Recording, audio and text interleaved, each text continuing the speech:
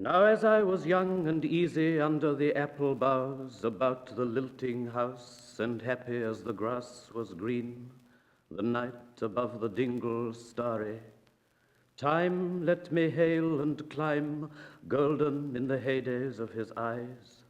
And honored among wagons I was prince of the apple towns, and once below a time my lordly had the trees and leaves trail with daisies and barley down the rivers of the windfall light.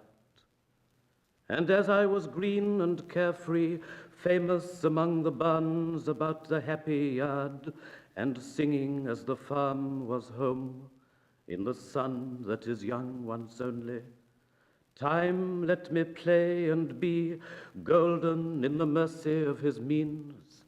And green and golden I was huntsman and herdsman, the calves sang to my horn, the foxes on the hills barked clear and cold, and the Sabbath rang slowly in the pebbles of the holy streams.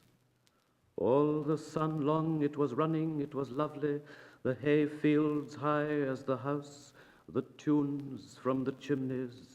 It was air and playing, lovely and watery, and fire green as grass. And nightly under the simple stars, as I rode to sleep, the owls were bearing the farm away. All the moon long I heard, blessed among stables, the night jars flying with the ricks, and the horses flashing into the dark. And then to awake, and the farm like a wanderer white with the dew come back, the cock on his shoulder. It was all shining, it was Adam and maiden, the sky gathered again, and the sun grew round that very day. So it must have been after the birth of the simple light in the first spinning place, the spellbound horses walking warm out of the whinnying green stable onto the fields of praise. And honored among foxes and pheasants by the gay house, under the new-made clouds, and happy as the heart was long, in the sun born over and over, I ran my heedless ways. My wishes raced through the house-high hay, and nothing I cared at my sky-blue trades that time allows in all his tuneful turning, so few and such morning songs before the children green and golden follow him out of grace.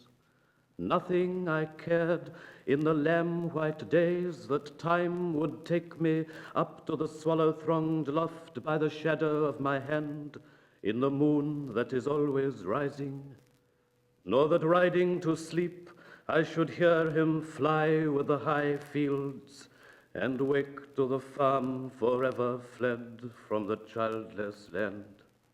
Oh, as I was young and easy in the mercy of his means, time held me green and dying, though I sang in my chains like the sea.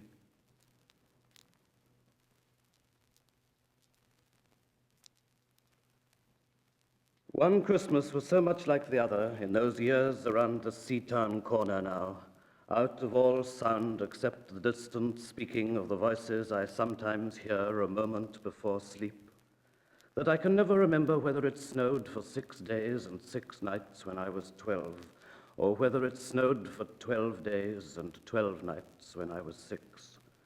All the Christmases rolled down towards the two-tongued sea like a cold and headlong moon bundling down the sky that was our street. And they stop at the rim of the ice-edged, fish-freezing waves, and I plunge my hands in the snow and bring out whatever I can find. In goes my hand into that wool-white, bell-tongued ball of holidays resting at the rim of the carol-singing sea, and out come Mrs. Prothero and the firemen. It was on the afternoon of the day of Christmas Eve, and I was in Mrs. Prothero's garden waiting for cats with her son Jim. It was snowing. It was always snowing at Christmas. December, in my memory, as white as Lapland, although there were no reindeers. But there were cats. Patient, cold, and callous, our hands wrapped in socks, we waited to snowball the cats. Sleek and long as jaguars and horrible whiskered, spitting and snarling, they would slide and sidle over the white back garden walls, and the lynx-eyed hunters, Jim and I, fur-capped and moccasined trappers from Hudson Bay off Mumbles Road, would hurl our deadly snowballs at the green of their eyes. The wise cats never appeared. We were so still, Eskimo-footed Arctic marksmen in the muffling silence of the eternal snows, eternal ever since Wednesday, that we never heard Mrs. Prothero's first cry from her igloo at the bottom of the garden. Or if we heard it at all, it was to us like the far-off challenge of our enemy and prey, the neighbor's polar cat. But soon the voice grew louder. "Fire!" cried Mrs. Prothero, and she beat the dinner gong. And we ran down the garden with the snowballs in our arms towards the house, and smoke indeed was pouring out of the dining room, and the gong was bombulating, and Mrs. Prothero was announcing ruin like a town crier in Pompeii. This was better than all the cats in Wales standing on the wall in a row. We bounded into the house laden with snowballs and stopped at the open door of the smoke-filled room. Something was burning, all right. Perhaps it was Mr. Prothero, who always slept there after midday dinner with a newspaper over his face. But he was standing in the middle of the room saying, "A fine Christmas," and smacking at the smoke with a slipper. "Call the fire brigade," cried Mrs. Prothero as she beat the gong. "They won't be here," said Mr. Prothero. "It's Christmas." There was no fire to be seen, only clouds of smoke, and Mr. Prothero standing in the middle of them, waving his slipper as though he were conducting.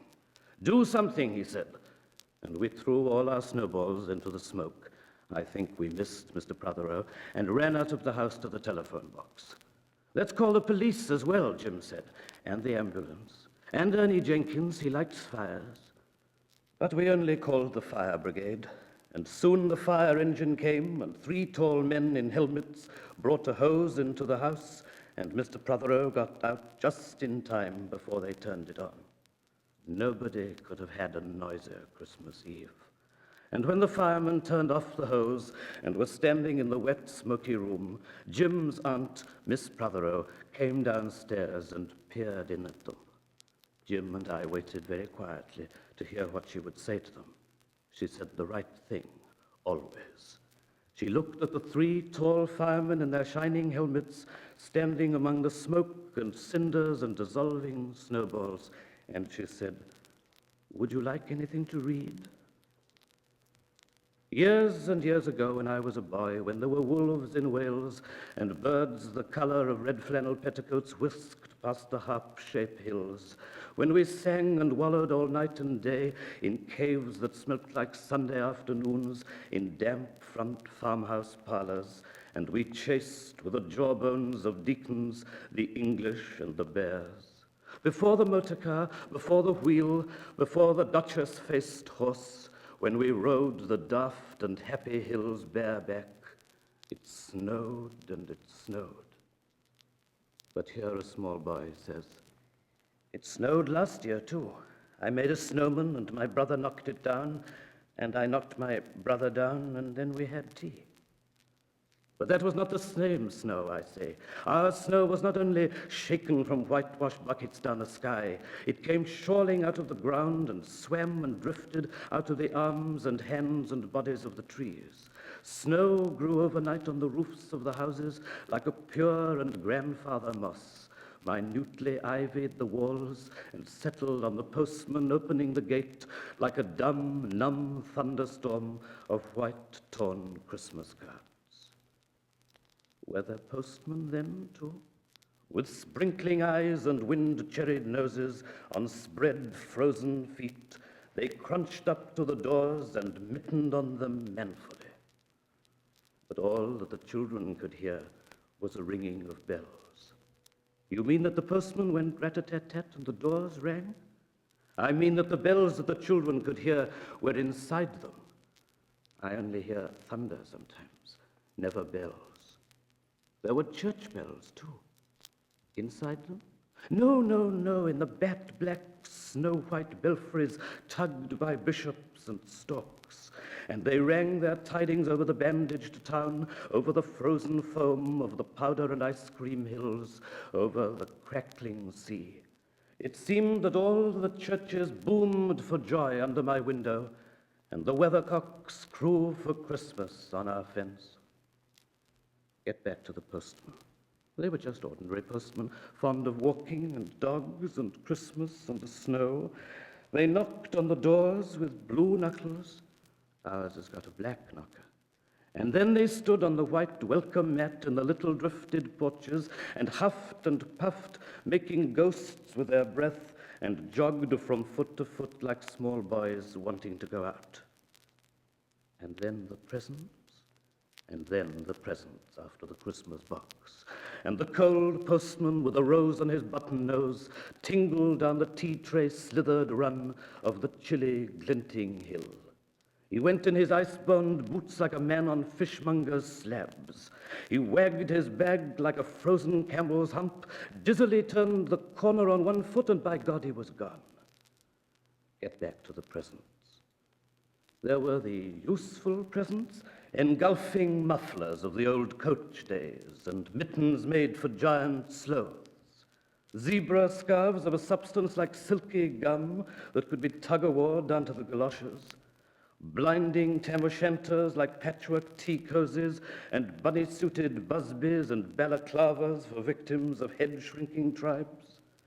From aunts who always wore wool next to the skin, there were mustached and rasping vests that made you wonder why the aunts had any skin left at all. And once I had a little crocheted nose bag from an aunt now, alas, no longer whinnying with us. And pictureless books in which small boys, though warned with quotations not to, would skate on Farmer Giles's pond and did and drowned. And books that told me everything about the wasp, except why. Go on to the useless presents. Bags of moist and many-colored jelly babies, and a folded flag and a false nose and a tram conductor's cap, and a machine that punched tickets and rang a bell, never a catapult. Once, by a mistake that no one could explain, a little hatchet. And a celluloid duck that made, when you pressed it, a most unduck-like sound, a mewing moo that an ambitious cat might make who wished to be a cow. And a painting book in which I could make the grass, the trees, the sea, and the animals any color I please. And still the dazzling sky-blue sheep are grazing in the red field under the rainbow-billed and pea-green birds. Hard-boileds, toffee, fudge, and all sorts, crunches, cracknel, humbugs, glaciers, marzipan, and butter Welsh for the Welsh. And troops of bright tin soldiers who, if they could not fight, could always run. And snakes and families and happy ladders and easy hobby games for little engineers, complete with instructions. Oh, easy for Leonardo. And a whistle to make the dogs bark, to wake up the old man next door, to make him beat on the wall with his stick, to shake our picture off the wall. And a packet of cigarettes.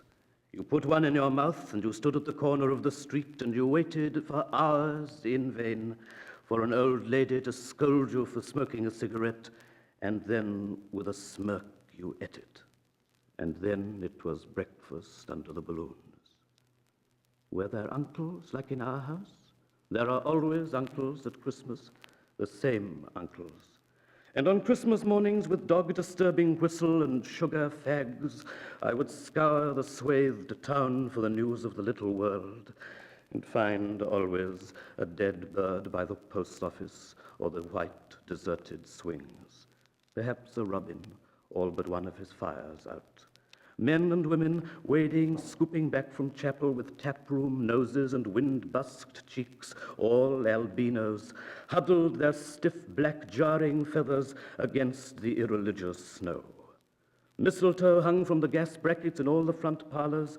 There was sherry and walnuts and bottled beer and crackers by the dessert spoons, and cats in their fur-abouts watched the fires, and the high-heaped fire spat, all ready for the chestnuts and the mulling pokers.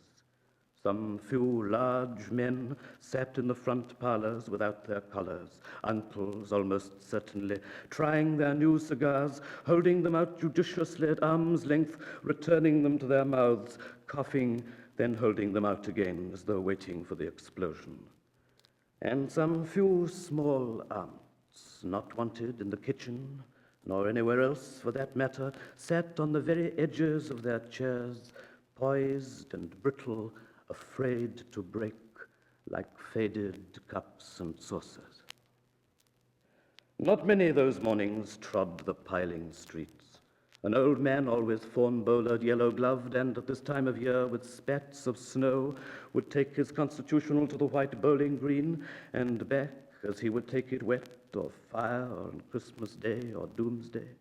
Sometimes two hale young men with big pipes blazing, no overcoats and wind-blown scarves, would trudge unspeaking down to the forlorn sea to work up an appetite to blow away the fumes, who knows, to walk into the waves until nothing of them was left but the two curling smoke clouds of their inextinguishable briars. Then I would be slap-dashing home, the gravy smell of the dinners of others, the bird smell, the brandy, the pudding and mince coiling up to my nostrils, when out of a snow-clogged side lane would come a boy the spit of myself with a pink-tipped cigarette and the violet past of a black eye, cocky as a bullfinch, leering all to himself. I hated him on sight and sound, and would be about to put my dog whistle to my lips and blow him off the face of Christmas, when suddenly he, with a violet wink, put his whistle to his lips, and blew so stridently, so high, so exquisitely loud, that gobbling faces that cheek bulged with goose would press against their tinselled windows the whole length of the white echoing street. For dinner we had turkey and blazing pudding, and after dinner the uncles sat in front of the fire, loosened all buttons, put their large, moist hands over their watch chains, groaned a little, and slept.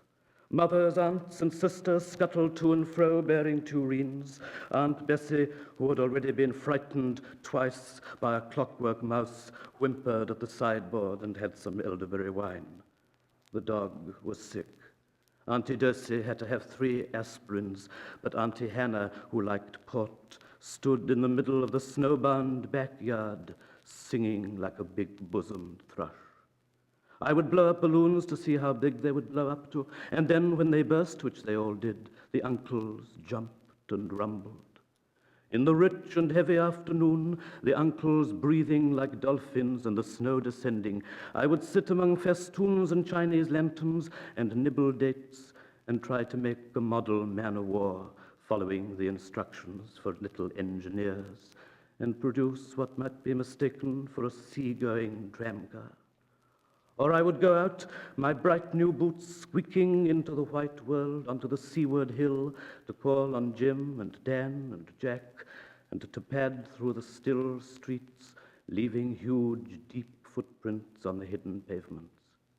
I bet people will think they've been hippos. What did you do if we saw a hippo coming down our street? I'd go like this, bang! I'd throw him over the railings and roll him down the hill, and then I'd tickle him under the ear and he'd wag his tail. What would you do if you saw 2 hippos?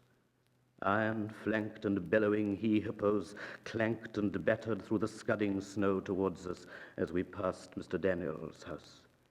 Let's post Mr. Daniel a snowball through his letterbox. Let's write things in the snow. Let's write, Mr. Daniel looks like a spaniel all over his lawn. Or we walked on the white shore. Can the fishes see it snowing? The silent, one-clouded heavens drifted onto the sea.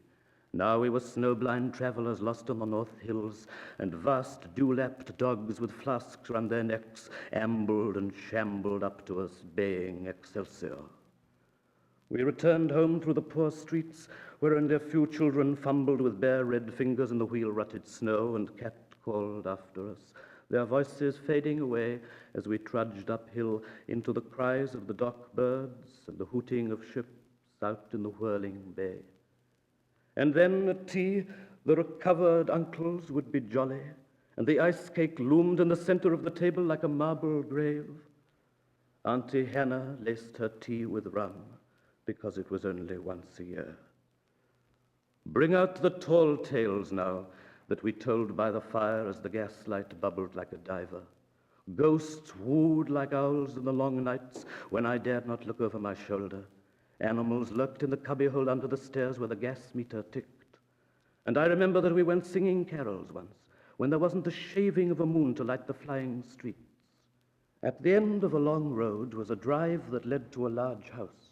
And we stumbled up the darkness of the drive that night, each one of us afraid, each one holding a stone in his hand, in case, and all of us too brave to say a word. The wind through the trees made noises as of old and unpleasant and maybe web-footed men wheezing in caves. We reached the black bulk of the house. What shall we give them? Hark the herald? No, Jack said. Good King Wenceslas, I'll count 3. 1, 2, 3, and we began to sing, our voices high and seemingly distant in the snow-felted darkness round the house that was occupied by nobody we knew. We stood close together near the dark door. Good King Wenceslas last looked out on the feast of Stephen. And then a small, dry voice, like the voice of someone who has not spoken for a long time, joined our singing. A small, dry, eggshell voice from the other side of the door. A small, dry voice through the keyhole. And when we stopped running, we were outside our house. The front room was lovely. Balloons floated under the hot water bottle gulping gas. Everything was good again and shone over the town. Perhaps it was a ghost, Jim said. Perhaps it was trolls, Dan said, who was always reading. Let's go in and see if there's any jelly left, Jack said. And we did that. Always on Christmas night there was music. An uncle played the fiddle, a cousin sang Cherry Ripe, and another uncle sang Drake's drum. It was very warm in the little house. Auntie Hannah, who had got onto the parsnip wine, sang a song about bleeding hearts and death, and then another in which she said her heart was like a bird's nest. And then everybody laughed again, and then I went to bed. Looking through my bedroom window out into the moonlight and the unending smoke-colored snow, I could see the lights in the windows of all the other houses on our hill and hear the music rising from them up the long, steadily falling night. I turned the gas down. I got into bed. I said some words to the close and holy darkness, and then I slept.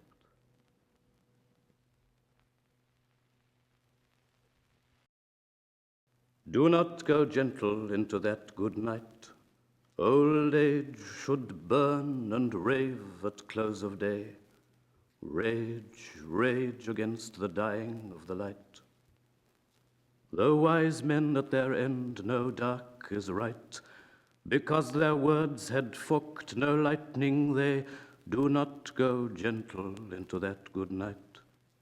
Good men the last wave by, crying how bright their frail deeds might have danced in a green bay. Rage, rage against the dying of the light. Wild men who caught and sang the sun in flight, and learned too late they grieved it on its way. Do not go gentle into that good night. Grave men near death, who see with blinding sight, blind eyes could blaze like meteors and be gay. Rage, rage against the dying of the light.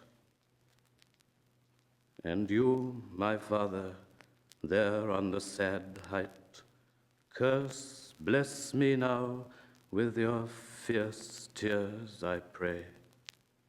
Do not go gentle into that good night. Rage, rage against the dying of the light.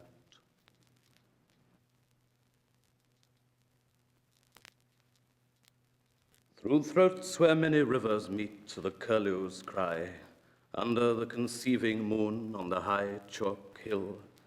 And there this night I walk in the white giant's thigh, where barren as boulders women lie longing still to labor and love, though they lay down long ago. Through throats where many rivers meet, the women pray, pleading in the waded bay for the seed to flow, though the names on their weed-grown stones are rained away.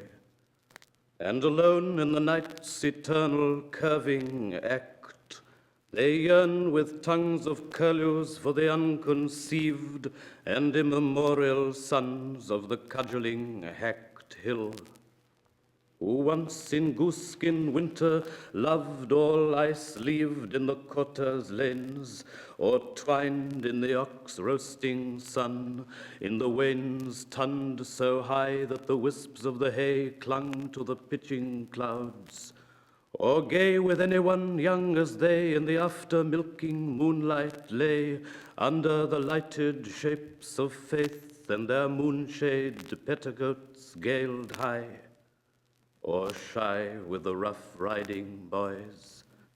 Now clasp me to their grains in the gigantic glade, who once green countries since were a hedgerow of joys.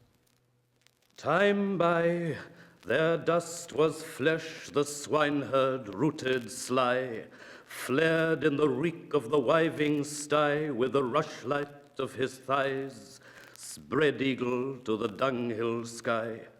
Or with their orchard men in the core of the sun's bush, rough as cows' tongues and threshed with brambles their buttermilk manes, under his quenchless summer barbed gold to the bone, or rippling soft in the spinny moon as the silk and ducked and draked white lake that harps to a hailstone, who once were a bloom of wayside brides in the hoard house, and heard the lewd-wooed field flow to the coming frost, the scurrying furred small friars squeal in the douse of day, in the thistle isles, till the white owl crust their breast, the vaulting does roister, the horned bucks climb quick in the wood at love, where a torch of foxes foams.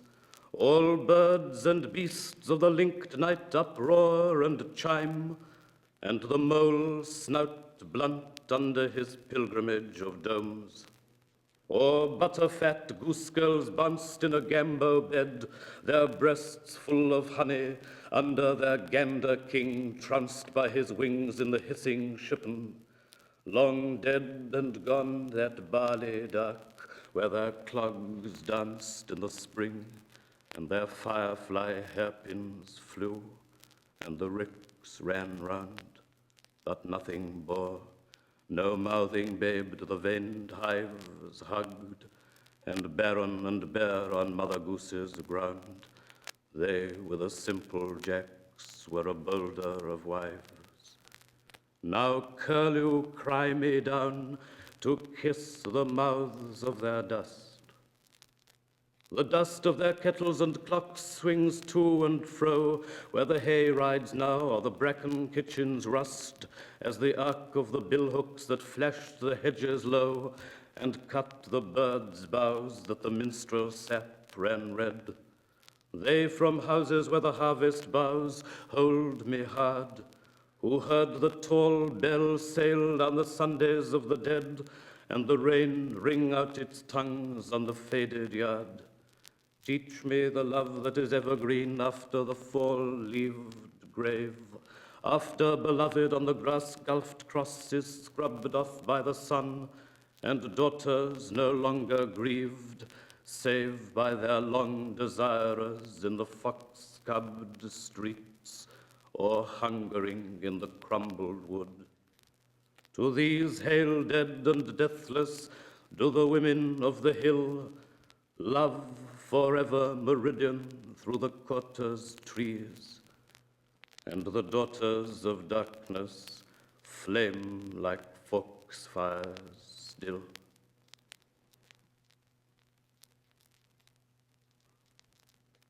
The bows glided down, and the coast, blackened with birds, took a last look at his thrashing hair and whale-blue eye.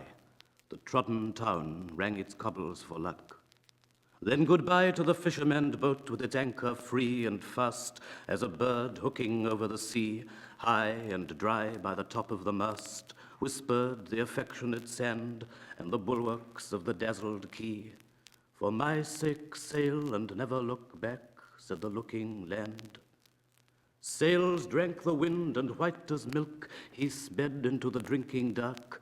The sun shipwrecked west on a pearl, and the moon swam out of its hulk. Funnels and masts went by in a whirl.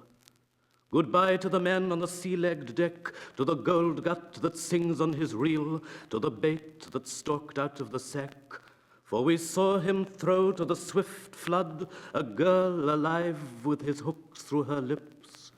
All the fishes were rayed in blood, said the dwindling ships. Goodbye to chimneys and funnels, old wives that spin in the smoke. He was blind to the eyes of candles in the praying windows of waves, but heard his bait buck in the wake and tussle in a shoal of loves. Now cast down your rod, for the whole of the sea is hilly with whales. She longs among horses and angels, the rainbow fish bend in her joys. Floated the lost cathedral, chimes of the rocked boys.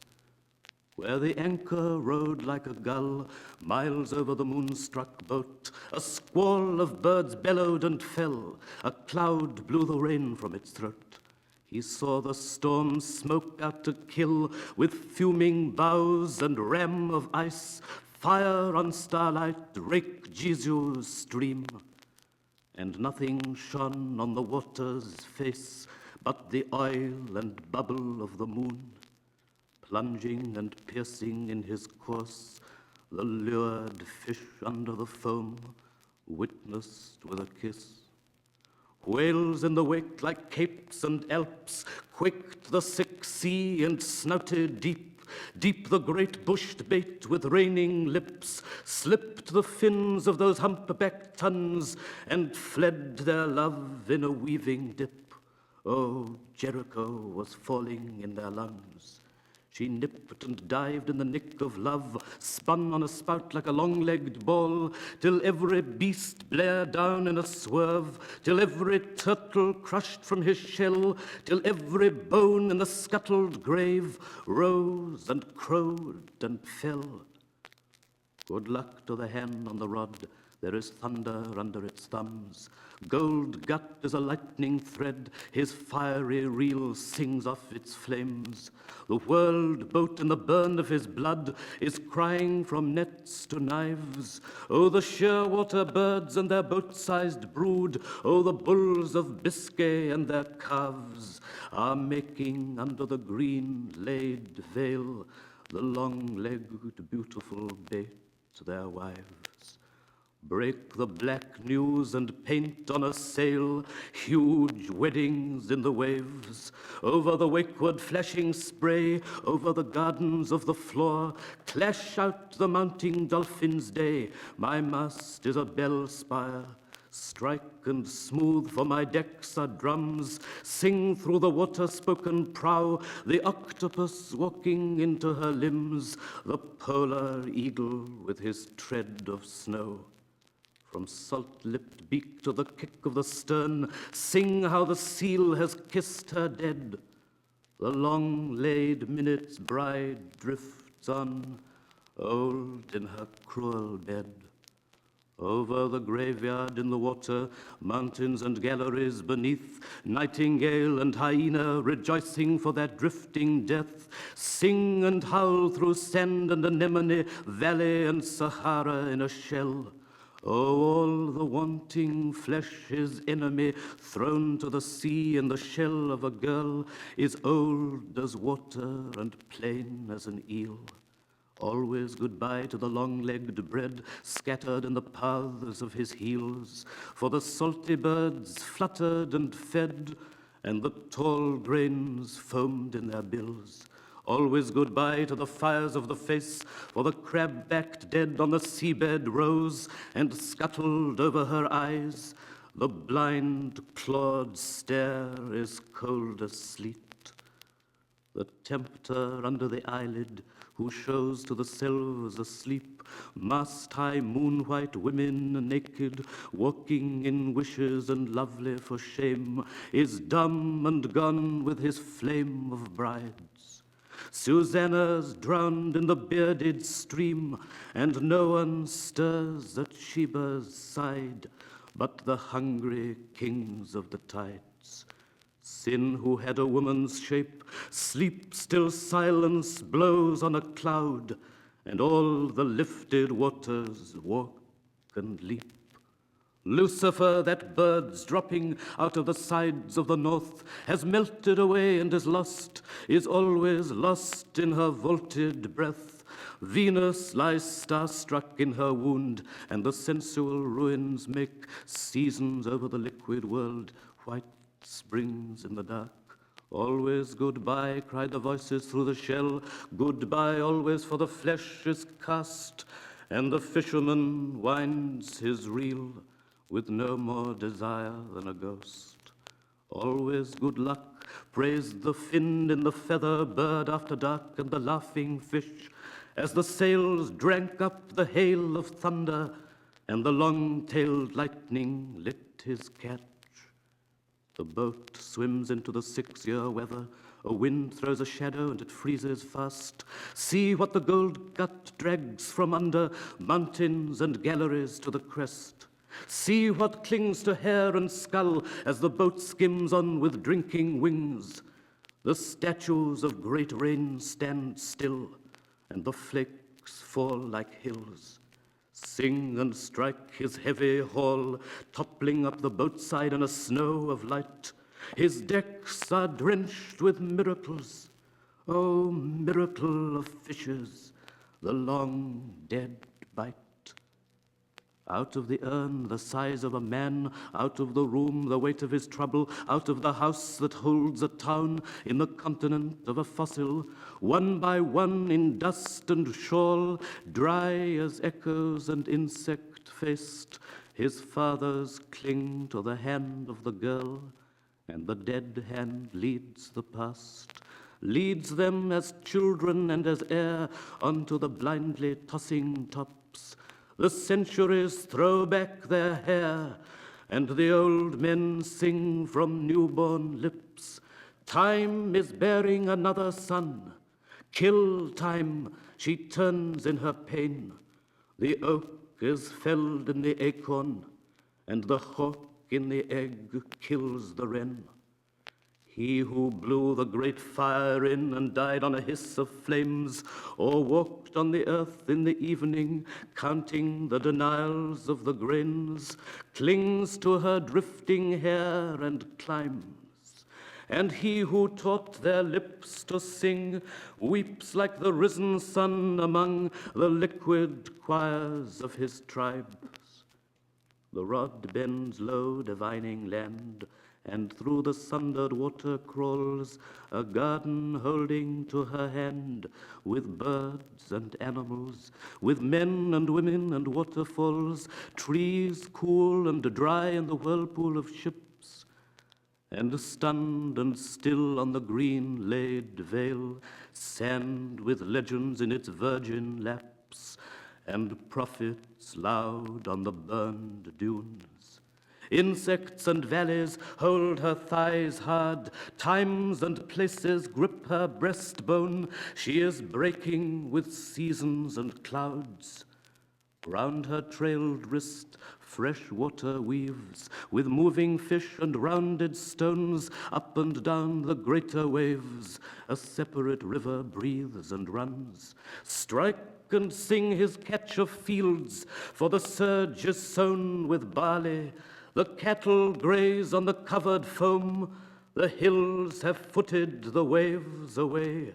with wild sea fillies and soaking bridles, with salty colts and gales in their limbs, all the horses of his hall of miracles gallop through the arched green farms, trot and gallop with gulls upon them and thunderbolts in their manes. O Rome and Sodom, tomorrow and London, the country tide is cobbled with towns, and steeples pierce the cloud on her shoulder, and the streets that the fisherman combed when his long-legged flesh was a wind on fire, and his loin was a hunting flame, coil from the thoroughfares of her hair, and terribly lead him home alive, lead her prodigal home to his terror, the furious ox-killing house of love. Down, down, down, under the ground, under the floating villages, turns the moon-chained and water-wound metropolis of fishes. There is nothing left of the sea but its sound. Under the earth the loud sea walks. In deathbeds of orchards the boat dies down, and the bait is drowned among hayricks. Land, land, land, nothing remains of the pacing, famous sea but its speech, and into its talkative 7 tombs the anchor dives through the floors of a church. Goodbye, good luck, struck the sun and the moon to the fisherman lost on the land. He stands alone at the door of his home, with his long-legged heart in his hand.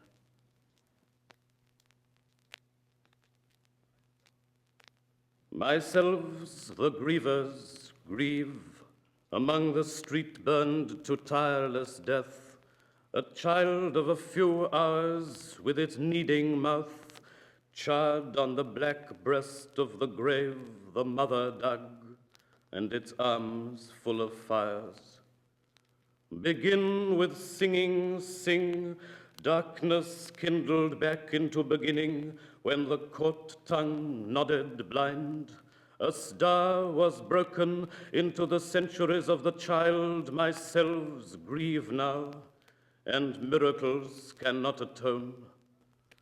Forgive us your death, that myselves, the believers, may hold it in a great flood till the blood shall spurt, and the dust shall sing like a bird as the grains blow, as your death grows through our heart.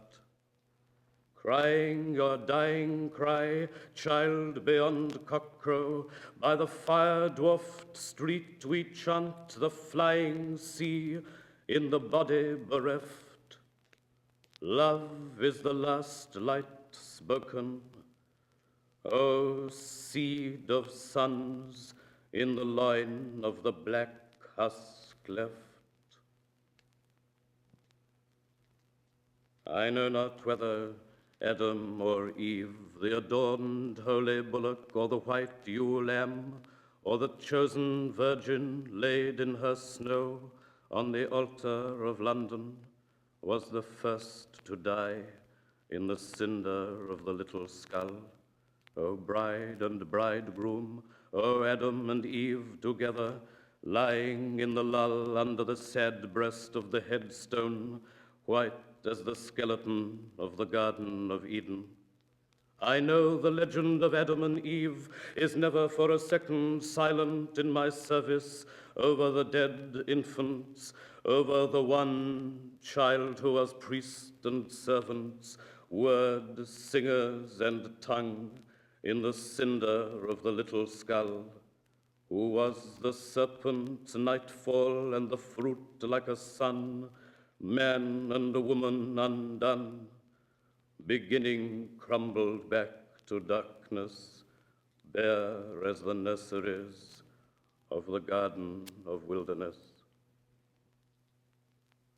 Into the organ pipes and steeples of the luminous cathedrals, into the weathercock's molten mouths, rippling in 12-winded circles, into the dead clock burning the hour over the urn of Sabbaths, over the whirling ditch of daybreak, over the sun's hovel and the slum of fire, and the golden pavements laid in requiems, into the bread in a wheat field of flames, into the wine burning like brandy, the messes of the sea, the messes of the sea under the messes of the infant-bearing sea, erupt, fountain, and enter to utter forever glory, glory, glory, the sundering ultimate kingdom of Genesis thunder.